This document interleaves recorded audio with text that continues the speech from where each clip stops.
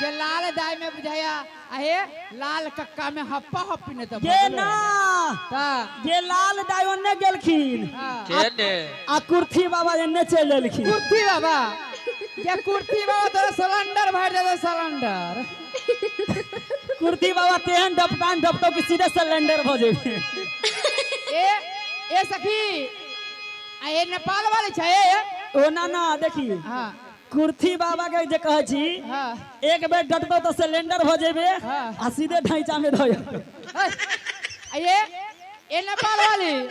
ये चौकट एकदम शीशे के लागल है ए सखी हे भगवान के ये उमर त अंडी के शीशो अंडी के चौकट लागल हो चौकट फाटल हो जाय छै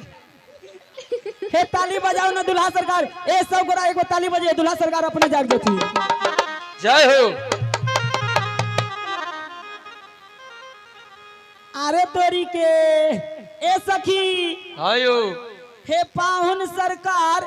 अही सब बताओ सूतल आदमी न जगैया हां न ब्याजी सूतल आदमी न जगैया ओहो अरे तोरी के एनिया ये कुर्थी बाबा ये लोगे गोर लगा छै बाबा कुर्थी के दाल भी सब बीमारी खराब हे सखी हे पाहुन सरकार के चलू देखे हे जय हो सरकार जाब गेलखिन हे ए नया कुर्थिंग बाबा के चिचकार के लोग लबे छै जबरदस्ती ना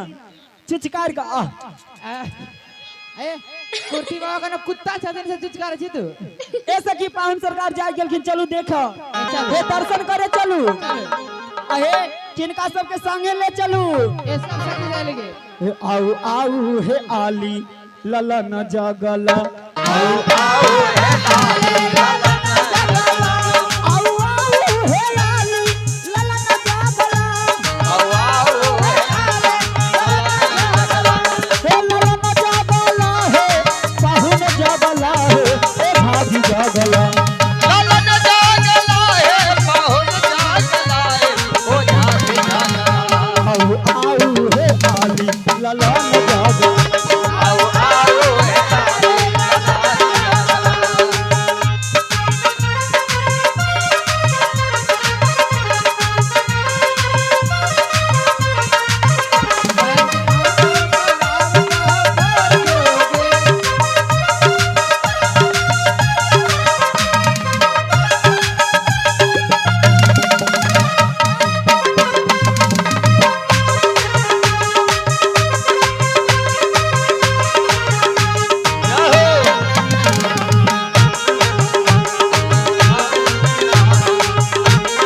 हे सखी हे सरकार जाज के उठलकिन केहन रूप लगै छथि कोना बिखरल केसा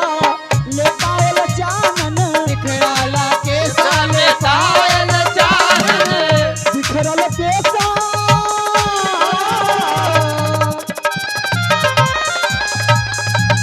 बिखरल केसा ले पायल चानन बिखरल के साले पायल चानन अरे सखी आले ओ कुर्थी बाबा बाप रे बाप। आशीर्वाद दे ये आशीर्वाद दे मोटिया के भी आलत रहे पुरनका है पुरनका हां सब कने कने आओ आओ एनी आओ आई इनकर समझे कने इधर बैठो चलो ये हमारे पंकज कुमार शर्मा जी की ओर से 21 रुपया देलखिन भगवान करे दिन दुगुना रात चौगुना जय जयकार है रात कहां चल गल रहिएगा ये बुढ़वा के लगातार ऊपर के कहले छे बाप रे बाप जय हो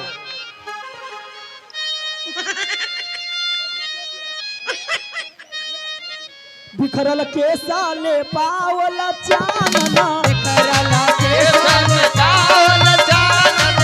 पसरल काजर रतिया वाला आऊ आऊ हे आऊ लला न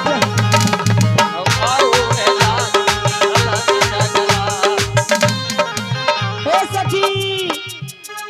या गेलखिन बाबा सिलेंडर सिलेंडर बाबा के ओर से बाबा एकदम सिलेंडर हो गेल सिंगारी बाबा के ओर से 10 रुपया एना कर तोरा घैचा के पेड़ तरह तोड़ देतो ए सखी हे बास्तकी में हाँ। कोई सुबह सुबह सुत के उठैया की होया तो हुनकर हे आभूषण कोना रहिया केना बिखरल के साले पायल चानन बिखरल के